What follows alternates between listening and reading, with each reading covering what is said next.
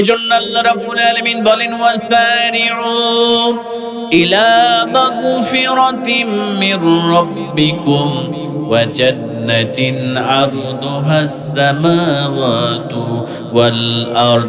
আল্লাহ রাব্বুল আলামিন বললেন বান্দারা তোমরা দৌড়াও, তোমরা অগ্রসর হও, তোমরা অগ্রবর্তী হও।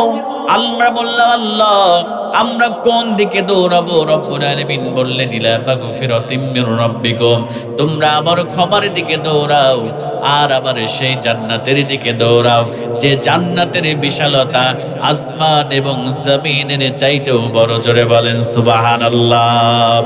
আমার মুসলমান ভাইয়েরা ভালো করে লক্ষ্য করেন, আল্লাহ পাক সুবহানাহু ওয়া তাআলা আমাদেরকে রবের ক্ষমার দিকে দৌড়াইতে বললেন, কিন্তু আমরা আজকে দুনিয়ার পিছনে কেমন করে দৌড়াই? যার 1 বিঘা সম্পদ আছে 2 বিঘা সম্পদ কেমন করে বানানো যায় আমরা সেই দিকে দৌড়াই। যার একটা মোটরসাইকেল আছে কেমন করে প্রাইভেট কার কেনা যায় সেই দিকে দৌড়াই। যার 1 তলা বাড়ি আছে আমরা 2 তলা বাড়ি কেমন করে করা যায় সেই দিকে দৌড়াই। আমার প্রিয় ভাইয়েরা, আমরা ক্ষমতার জন্য দৌড়াই। মেম্বার আছি কেমন করে চেয়ারম্যান হওয়া যায়, চেয়ারম্যান আছি কেমন করে উপজেলা চেয়ারম্যান হওয়া যায়, উপজেলা চেয়ারম্যান আছি কেমন করে এমপি হওয়া যায়, এমপি আছি কেমন করে আমাদের মন্ত্রী হওয়া যায়। আমরা আজকে ক্ষমতার দিকে দৌড়াই। আল্লাহ পাক সুবহানাহু ওয়া তাআলা স্মরণ করে দিল বান্দারে এই দুনিয়ার পিছনে দৌড়ায়ও না, ওয়ামাল হায়াতুদ দুনিয়া ইল্লা মাতাউল গুরুর। আমি আল্লাহ রাব্বুল আলামিন এই পৃথিবীর জীবনটা হলো ভোগ বিলাসিতা ছাড়া আর কিছুই নয়, খেল তামাশা ছাড়া আর কিছুই নয়। এই দুনিয়ার মূল্য আমি আল্লাহর কাছে যদি মশার ডানা সমপরিমাণ হতো, আমি কাফেরদেরকে 1 ফোঁটা পানিও আমি তাদেরকে পান করতে দিতাম না। জোরে বলেন আল্লাহু আকবার। আল্লাহ পাক বলছেন একটাই পৃথিবীর মূল্য যদি একটা মশার ডানার সমপরিমাণ মূল্য যদি থাকতো, আমি কাফের বেঈমান যারা আমার অকৃতজ্ঞ বান্দা আমি তাদেরকে 1 ফোঁটা পানি আমি আল্লাহ তাদেরকে পান করতে দিতাম না। জোরে বলেন নাউযুবিল্লাহ। অথচ আজকে আমরা সেই দুনিয়ার পিছনে আমরা দৌড় দিয়েছি, আমরা সেই দুনিয়ার পিছনে ছুটতে ছুটতে আমরা পরকালকে ভুলে গিয়েছি, আল্লাহর ইবাদত বন্দেগীকে আমরা ভুলে গিয়েছি। অথচ আল্লাহ পাক আমাদের স্মরণ করে দিয়েছে বান্দা এই দুনিয়ার জীবন ভোগ বিলাসিতা ছাড়া আর কিছুই নয়, তোমাদের জন্য পরকালীন জীবনটাই হচ্ছে শ্রেষ্ঠ জীবন। এজন্য আসো আমার ক্ষমার দিকে আসো, আমার মাগফিরাতের দিকে আসো আর আমার জান্নাতের দিকে তোমরা আসো। জোরে বলেন সুবহানাল্লাহ। আমার প্রিয় ভাইয়ের এবার গভীর মনোযোগ।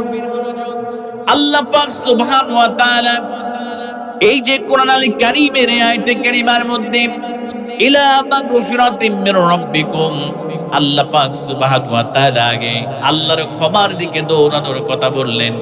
এরপরে আল্লাহ পাক সুবহানাহু ওয়া তাআলা বললেন ওয়া জান্নাতিন আরদুহাস সামাওয়াতু ওয়াল আরদ। এরপরে আল্লাহ 2 নম্বরে জান্নাতের দিকে আসার কথা বললেন। আমার মুসলমান ভাইয়েরা, এই জায়গায় প্রশ্ন হলো আল্লাহ পাক সুবহানাহু ওয়া তাআলা কিন্তু চাইলেই আগে জান্নাতকে প্রথমে নিয়ে আসতে পারতেন, এরপরে আল্লাহ পাক সুবহানাহু ওয়া তাআলা ক্ষমার কথা বলতে পারতেন, কিন্তু আল্লাহ পাক সুবহানাহু ওয়া তাআলা আগে জান্নাত আনেন নাই, আগে ক্ষমা এনেছেন তারপরে জান্নাত এনেছেন। মুফাসসিরিনে কেরামগণ বলেন আল্লাহ পাক সুবহানাহু ওয়া তাআলা কেন আগে ক্ষমার কথা বলেছেন? কারণ হলো আমরা যে ইবাদত করি, আমরা যা বলে সলি করি, আল্লাহ পাক রব্বুল আলামিনের দরবারে কতটুকু কবুল হয় আমরা নিজেরাও জানি না। আমার প্রিয় ভাইয়েরা, আল্লাহ পাক সুবহানাহু ওয়া তাআলার সন্তুষ্টির জন্য আমরা যে নামাজ পড়ি, এই নামাজ আমাদের জন্য নাজাতের উসিলা হবে কিনা আমরা কিন্তু জানি না। আমরা যে দান সদাকা করি এটা নাজাতের উসিলা হবে কিনা জানি না।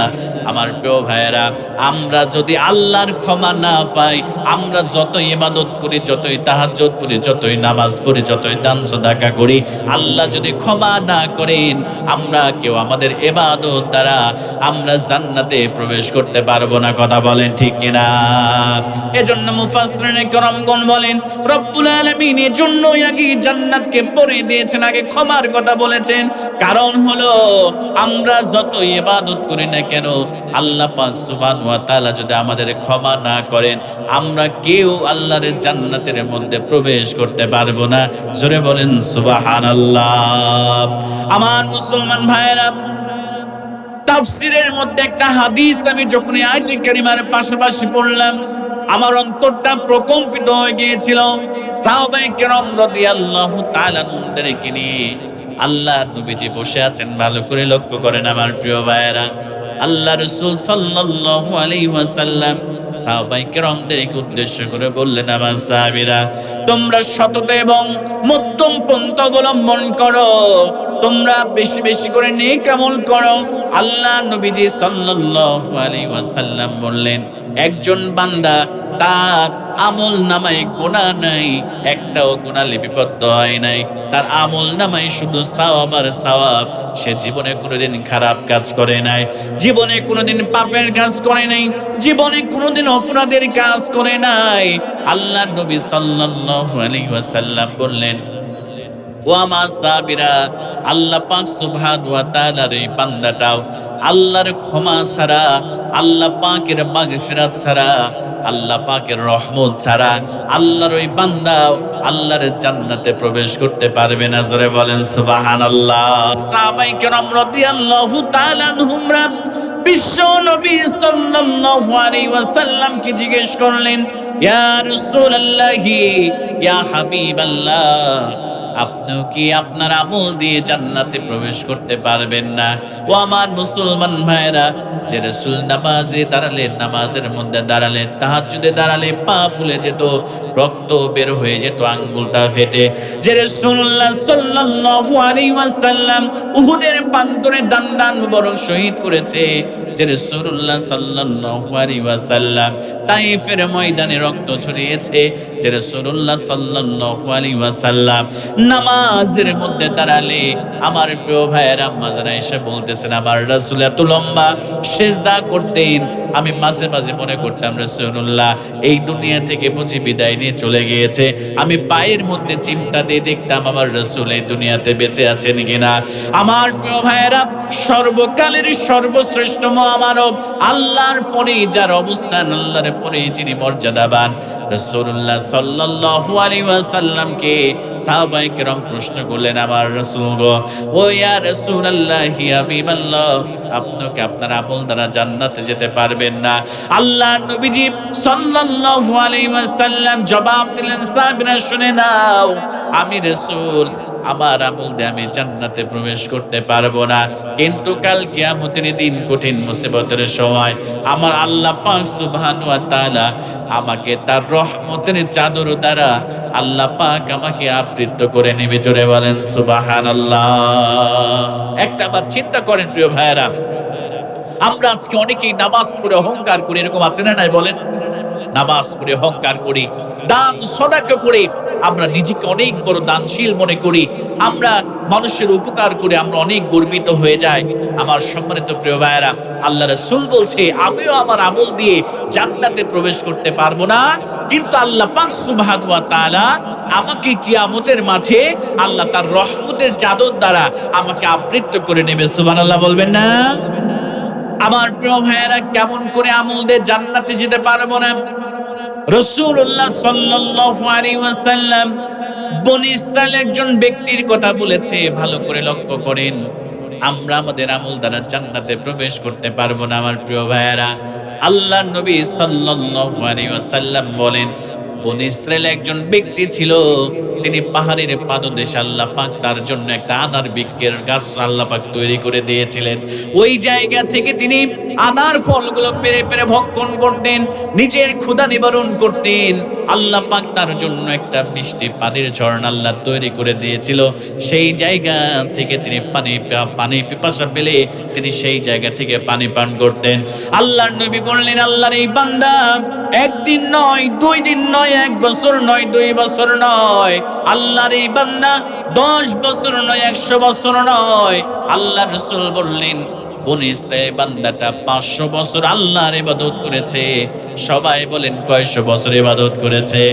500 বছর আল্লাহর ইবাদত করেছে। আমার প্রিয় ভাইয়েরা, আমার কলিজার টুকরা প্রিয় ভাইয়েরা, ভালো করে লক্ষ্য করেন। আল্লাহ রাসূল বললেন, ওই ব্যক্তি 500 বছর ইবাদত করেছে, রাতের বেলা তাহাজ্জুদ পড়েছে, তাহাজ্জুদ মিস করে নাই, আল্লাহর কদমে লুটিয়ে পড়ে সিজদা দিয়ে আল্লাহকে বলতো, ইয়া রব, আমাকে আপনি সিজদারত অবস্থায় মৃত্যুবরণ করায়েন, আমাকে আপনি আপনি সেজদারত অবস্থায় মৃত্যু দিন, আপনার কাছে আমার এইটা দোয়া।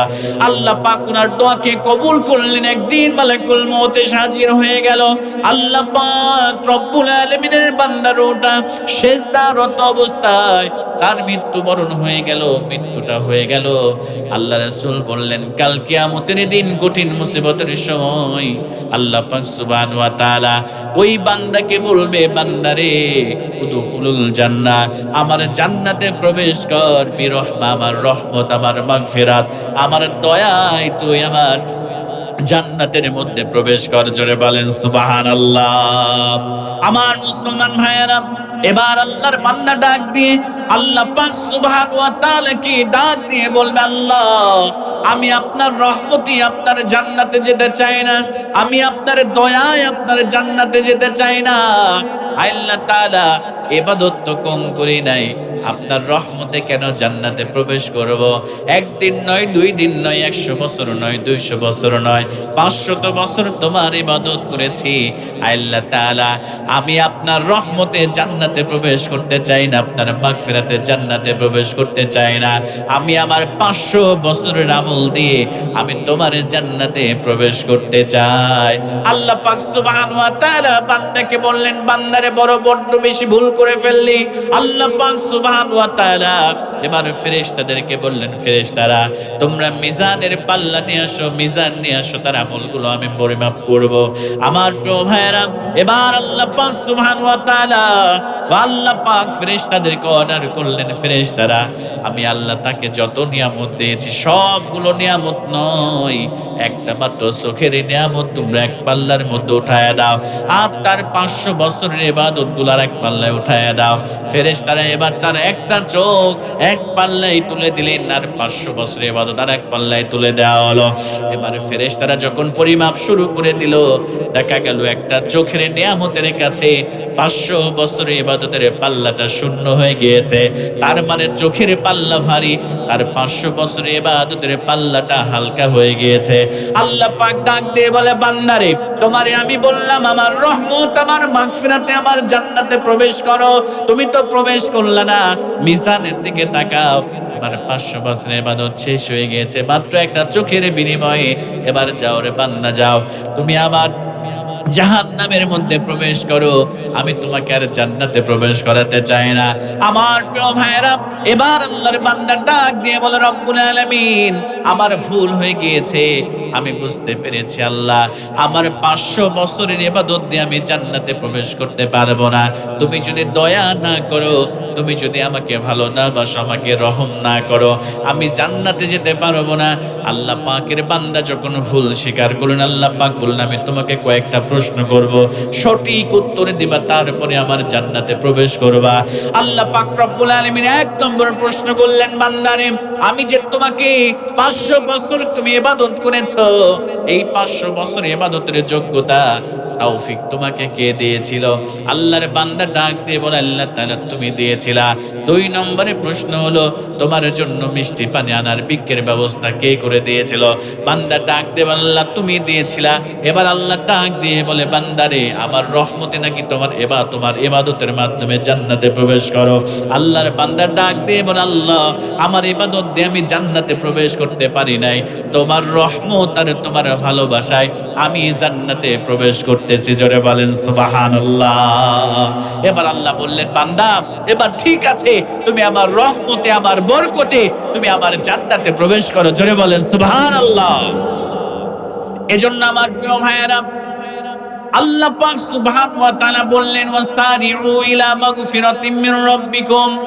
আল্লাহ পাক রব্বুল আলামিন সুন্দর করে জানাই দিলেন, বান্দারে আগে আমার রহমতের দিকে দৌড়াও, আগে আমার মাগফিরাতের দিকে দৌড়াও, আগে আমার ক্ষমার দিকে দৌড়াও, এরপরে আমার জান্নাতের দিকে দৌড়াও। যে জান্নাতের বিশালতা আমি আল্লাহ পাক সুবহানাহু ওয়া তাআলা আসমান এবং জমিনের থেকেও বড় বানায় দিয়েছে। জোরে বলেন সুবহানাল্লাহ। এজন্য আমার প্রিয় ভাইয়েরা, আমরা প্রথমে আমাদেরকে আল্লাহর ক্ষমা আমাদেরকে পেতে হবে। যদি আমরা আল্লাহর ক্ষমা না পাই, তাহলে কিন্তু আমরা কেউ কি জান্নাতে যেতে পারবো? বলেন তো ভাইয়েরা, আল্লাহর ক্ষমা ছাড়া আমরা কেউ জান্নাতে যেতে পারবো না। এজন্য রাসূলুল্লাহ সাল্লাল্লাহু আলাইহি ওয়াসাল্লাম বলেছেন, ওয়াল্লাহি ইন্নী লা আস্তাগফিরুল্লাহ ওয়া আতুবু ইলাইহি ফিল ইয়াউমি আকসারা মিন ৭০ মাররা। আল্লাহ রাসূল বলেছেন, ও আমার সাহাবীরা শুনে নাও, আমি আল্লাহর কসম করে বলছি, আমি প্রত্যেকদিন আমার গুনাহের জন্য, যে রাসূলের অতীতের কোনো গুনাহ নাই, বর্তমানের কোনো গুনাহ নাই, ভবিষ্যতের কোনো গুনাহ নাই, যে রাসূল ছিলেন মাসুম, যে রাসূলের জীবনে কোনো গুনাহ নাই, সেই রাসূল বলছে আমি আমার গুনাহের জন্য প্রত্যেকদিন আমি আল্লাহর কাছে ৭০ মাররা, আমি প্রত্যেকদিন আল্লাহর কাছে ৭০ বারের বেশি করে আমি আল্লাহর কাছে তাওবা করে। জোরে বলেন আল্লাহু আকবার।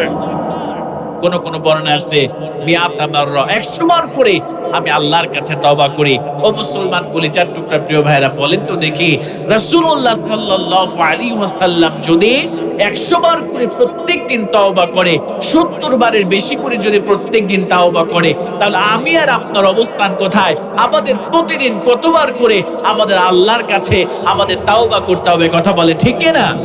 এজন্য বেশি বেশি করে রবের কাছে ক্ষমা চান। রব যদি আমাকে আপনাকে ক্ষমা করেন তাহলেই জান্নাত, আর আল্লাহ যদি আমাদেরকে ক্ষমা না করেন তাহলে জান্নাত পাওয়া যাবে। এই জায়গায় আমরা অনেকেই বসে আছি, আমরা প্রতিনিয়ত আল্লাহর নাফরমানি করি, এরকম আছে না নাই বলেন তো প্রিয় ভাইরা? আমার কলিজার টুকরা যুবক ভাইরা অনেকে আছে যারা ৫ ওয়াক্ত নামাজ আল্লাহ ফরজ করেছে, এই নামাজকে আমার যুবকেরা পড়তে চায় না, এমন যুবক আছে না নাই বলেন তো ভাইরা আমার? আল্লাহ পাক কোরআন দিয়েছে আমাদেরকে, কোরআন দিয়ে জীবনকে ঢেলে সাজাবার জন্য, কিন্তু আমরা অনেকেই আছি আল্লাহর এই কোরআন আল কারীমটা আমরা পড়তে চাই না। আজকে আমরা জেনা, ব্যভিচার, আমরা সুদ, ঘুষ, আমরা বিভিন্ন ধরনের যত রকমের পাপ আছে, আমরা প্রত্যেকেই সমস্ত পাপের মধ্যে আমরা লিপ্ত হয়ে গেছি। মুসলমান ভাইয়েরা, আল্লাহর কাছে তাওবা ছাড়া কোনো উপায় নাই। আপনি যদি আল্লাহর কাছে তাওবার মতো তাওবা করতে পারেন, আল্লাহ পাক সুবহানাহু ওয়া তাআলা আপনার জীবনের সব গুনাহ আল্লাহ মাফ করে দিবে। জোরে বলেন সুবহানাল্লাহ। এজন্য আমার প্রিয় ভাইয়েরা, আমরা যদি জান্নাতে যেতে চাই, ভালো করে লক্ষ্য করেন, যদি জান্নাতে প্রবেশ করতে চাই আল্লাহর কাছে ক্ষমা চাইতে হবে। আমরা এই জায়গায় অনেক মানুষ বসে আছি, মাঝে মাঝে অনেকে বলে ফেলে, অনেক মুরব্বীরা বলে ফেলে, হুজুর এত পাপ করেছে আল্লাহ বুঝে আমারে মাফ করবে না, এত অন্যায় করেছি, এত নামাজ ছেড়ে দিয়েছে আল্লাহ বুঝে আমারে মাফ করবে না। ও মুসলমান কলিজার টুকরা প্রিয় ভাইরা, আপনি বলেন আল্লাহ আমারে মাফ করবে না, আর আল্লাহ পাক সুবহানাহু ওয়া তাআলা দরদ মাখা কণ্ঠে আপনাকে জানায় দেয়, সুসংবাদ দিয়ে দেয়, লা তাকনাতু মির রাহমাতিল্লাহ। বান্দারে, কত অপরাধ করেছো, কত অন্যায় করেছো, কত নিজের উপরে জুলুম করে ফেলেছো, চিন্তা করো না, আমার রহমত থেকে, আমার বরকত থেকে তোমরা নিরাশ হয়ে যেও না। জোরে বলেন সুবহানাল্লাহ। আমার প্রিয় ভাইয়েরা, আল্লাহর কাছে তাওবা করবেন, আল্লাহর কাছে ক্ষমা চাইবেন, আল্লাহর কাছে চোখের পানি ছেড়ে দিয়ে আপনি যদি তাওবার মতো তাওবা করতে পারেন, ইখলাসের সহিত যদি তাওবা করতে পারেন, আপনি যত গুনাহগার হন না কেন, আল্লাহ পাক সুবহানাহু ওয়া তাআলার কাছে যদি তাওবার মতো তাওবা করতে পারেন, আল্লাহ পাক সুবহানাহু ওয়া তাআলা আপনার জীবনের সমস্ত গুনাহগুলো আল্লাহ পাক সুবহানাহু ওয়া তাআলা মাফ করে দিবে। জোরে বলেন সুবহানাল্লাহ। আমার মুসলমান ভাইয়েরা, ছোট্ট একটা ঘটনা শোনাই, তাওবা করলে কেমন করে জীবনের গুনাহ মাফ হয়ে যায়। ও মুসলমান ভাইয়েরা, এই জায়গায় আমরা আছি, অনেকেই নামাজ পড়ি না, অনেকেই সুদ খায়, অনেকেই ঘুষ খায়, অনেকেই অন্যের জমি আমরা আত্মসাৎ করেছি, অন্যের হক নষ্ট করেছি। ও মুসলমান ভাইয়েরা, আমরা প্রত্যেকেই নিজের উপরে জুলুম করে ফেলেছি, আমরা প্রত্যেকেই নিজের উপরে জুলুম করে ফেলেছি, আল্লাহর অকৃতজ্ঞতা প্রকাশ করে ফেলেছে। আমার প্রিয় ভাইয়েরা, মনের কানটা লাগায় শোনেন, আল্লাহ পাকের কাছে আপনি যদি আজই তাওবা করতে পারেন, আল্লাহর কাছে যদি চোখের পানি ছেড়ে দিয়ে, আল্লাহর কাছে যদি গুনাহের কথা স্মরণ করে, আল্লাহর কাছে যদি আপনি তাওবা করতে পারেন, আমার প্রিয় ভাইয়েরা, আপনার জীবনে যতই গুনাহ থাকুক না কেন, আল্লাহ পাক মাফ করে দিয়া, আপনাকে জান্নাত দিয়া আল্লাহ পাক ধন্য করে দিবে। জোরে বলেন সুবহানাল্লাহ। আমার মুসলমান ভাইয়েরা, গভীর মনোযোগ ভালো করে লক্ষ্য করেন, কেমন করে আল্লাহর কাছে তাওবা করলে দামি হওয়া যায়। ও মুসলমান কলিজার টুকরা প্রিয় ভাইয়েরা, বনি ইসরাইলের মধ্যে আমাদের একজন শ্রেষ্ঠ নবী ছিলেন হযরতে মূসা আলাইহিস সালাতু ওয়াস সালামের নাম আমরা প্রত্যেকেই শুনেছি। আল্লাহ পাকের সঙ্গে এই পৃথিবীতে একজন মাত্র নবী সরাসরি কথা বলেছেন, তিনি আর কেউ নন, তিনি হলেন মূসা আলাইহিস সালাতু ওয়াস সালাম। ওয়া কাল্লামাল্লাহু মূসা তাকলিমা, তিনি সরাসরি তুর পাহাড়ে গিয়ে আমাদের আল্লাহ, আমাদের রবের সঙ্গে তিনি কথা বলেছেন। জোরে বলেন সুবহানাল্লাহ। একদিন মূসা আলাইহিস সালাতু ওয়াস সালাম তিনি একদিন আল্লাহকে একটা প্রশ্ন করে বসলেন। ভালো করে খেয়াল করেন, আল্লাহকে ডাক দিয়ে বলছি, ইয়া রব, হে আমার প্রতিপালক, আমার উম্মতের মধ্যে, আমার জাতির মধ্যে সবথেকে নিকৃষ্ট, সবথেকে খারাপ বান্দা কে আছে? আমি তাকে দেখতে চাই। সবথেকে অপরাধী বান্দাকে আমি দেখতে চাই। আল্লাহ তাআলা ডাক দিয়ে বলছে, মূসা, তুমি এমন একটা আবদার করলে, আমার বান্দার দোষগুলোকে আমি গোপন রেখেছি, কখন আমার কাছে তাওবা করবে, আমি আল্লাহ তাওবা করার মাধ্যমে তার জীবনের সব গুনাহ মাফ করে দেব। আমি তার দোষকে, তার অপরাধকে আমি প্রকাশ করি নাই আজ পর্যন্ত। 40 বছর আমার নাফরমানি করেছে, আর আজকে তুমি তাকে দেখতে চাও। আমার তোমাকে দেখাতে মন চায় না, কারণ আমি বিশ্বাস করি আমার বান্দা কখন জানি তওবা করে আমি আল্লাহর কাছে ফিরে আসবে, আমি আল্লাহ তার জীবনের সব গুনাহ আমি আল্লাহ মাফ করে দিব। জোরে বলেন সুবহানাল্লাহ। আমার প্রিয় ভাইয়েরা, হযরতে মূসা আলাইহিস সালাতু ওয়াস সালাম ডাক দিয়ে বলেন, আল্লাহ তাআলা, তোমার বান্দাদের মধ্যে, আমার উম্মতের মধ্যে, আমার এই জামানার মধ্যে সবথেকে নিকৃষ্ট মানুষটাকে দেখতে চাই। রব্বুল আলামিন, দেখতে চাই বলেছি, দেখবো, তুমি আমাকে দেখার ব্যবস্থা করে দাও। আমার প্রিয় ভাইয়েরা, হযরত মূসা আলাইহিস সালাতু ওয়াস সালাম আল্লাহর কাছে মাঝে মাঝেই বিভিন্ন ধরনের বায়না ধরতেন, এমনকি আল্লাহকে দেখার বায়নাও হযরত মূসা আলাইহিস সালাম ধরেছেন। কথা বলেন ঠিক কিনা? আমার প্রিয় ভাইয়েরা, আল্লাহ পাক মূসা নবীকে ডাক দিয়ে বলে, মূসা, সত্যি কি তুমি দেখতে চাও? হযরত মূসা আলাইহিস সালাতু ওয়াস সালাম বলেন, আল্লাহ, সত্যি আমার জামানার মধ্যে, আমার উম্মতের মধ্যে সবথেকে নিকৃষ্ট বান্দাকে আমি দেখতে চাই। আল্লাহ ডাক দিয়ে বলে, মূসা রে, সকালবেলা তুমি সূর্যোদয়ের পরে ওই মোড়ে গিয়ে দাঁড়াবে, প্রথম নম্বরে যে ব্যক্তি ওই রাস্তা অতিক্রম করবে, তুমি ধরে নিবা তোমার উম্মতের মধ্যে, এই জামানার মধ্যে এই ব্যক্তিটাই সবথেকে নিকৃষ্ট, সবথেকে গুনাহগার, সবথেকে অপরাধী। হযরত মূসা আলাইহিস সালাতু ওয়াস সালাম সকালবেলা চলে গেলেন, যাওয়ার পরে মোড়ের মধ্যে দাঁড়ায় আছে। এমন সময় তিনি খেয়াল করে দেখে, আমার প্রিয় ভাইয়েরা, একজন ব্যক্তি, তিনি তার ছোট্ট একটা মাসুম বাচ্চাকে কাঁধে নিয়ে তিনি পথ অতিক্রম করতেছে। হযরত মূসা আলাইহিস সালাতু ওয়াস সালাম বুঝতে পারলেন, আমার উম্মতের মধ্যে, এই জামানার মধ্যে সবথেকে নিকৃষ্ট ব্যক্তি হলেন এই ব্যক্তি, সবথেকে খারাপ ব্যক্তি, সবথেকে অপরাধী ব্যক্তি হলো এই ব্যক্তি। আমার প্রিয় ভাইয়েরা, তিনি সবথেকে অপরাধী বান্দাকে দেখলেন। এবার আল্লাহকে ডাক দিয়ে বলে, আল্লাহ তাআলা, সবথেকে ভালো মানুষ, সবথেকে খারাপ মানুষটাকে দেখলাম, সবথেকে গুনাহগার মানুষটাকে দেখলাম। এবার আল্লাহ, তোমার কাছে একটা অনুরোধ করি, এই জামানার মধ্যে আমার উম্মতের মধ্যে সবথেকে ভালো মানুষটাকে আমি দেখতে চাই। আল্লাহ তাআলা ডাক দিয়ে বলেন, মূসা, সত্যি কি দেখতে চাও নাকি? আল্লাহর পয়গম্বর মূসা আলাইহিস সালাতু ওয়াস সালাম ডাক দিয়ে বলে, আল্লাহ তাআলা, সত্যিই দেখতে চাই।